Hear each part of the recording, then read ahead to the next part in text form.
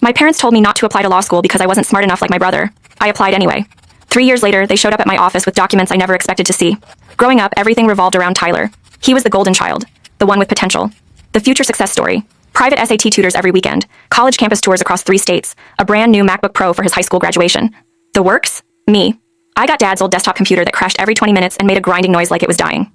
When I asked about SAT prep courses, Mom handed me a used Princeton review book she found at a garage sale.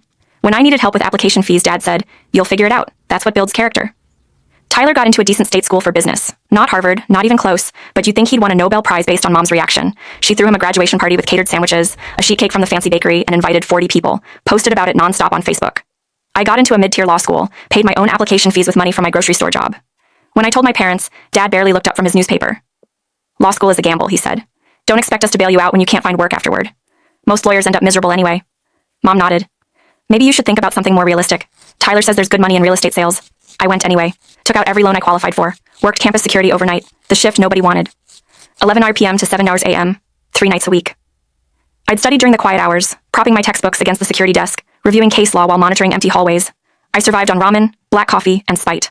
Tyler's college experience looked different. His social media showed fraternity parties, spring break trips, and Sunday brunches. He changed his major 3 times, communications, then marketing, then finally business management. Took him 6 years to graduate instead of 4, but Mom and Dad never complained about the extra tuition. Then Tyler decided he needed an MBA to really compete in today's market. He told them he got into a mid-tier program. Nothing special, but it cost $120,000. He convinced Mom and Dad to co-sign the loans. An MBA from a nationally ranked program will pay for itself within 2 years, he promised. They signed everything. Meanwhile, I graduated law school with $80,000 in debt. Passed the bar exam on my first attempt, which apparently wasn't worth mentioning at family dinners. Tyler's MBA acceptance letter got framed and hung in their living room.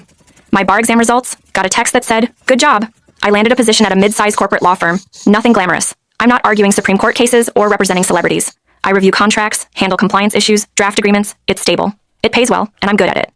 Tyler finished his MBA and immediately announced he wasn't going to waste his education on corporate jobs. He wanted to be an entrepreneur. He started a craft beer consulting business, helping breweries with brand optimization and market positioning, whatever that means. His business made roughly $8,000 in its first year. His loan payments were $1,800 monthly.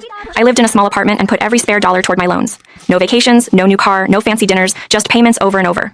Watching that principal shrink became my obsession. Last Tuesday morning started normal. I was reviewing a merger agreement when our receptionist called.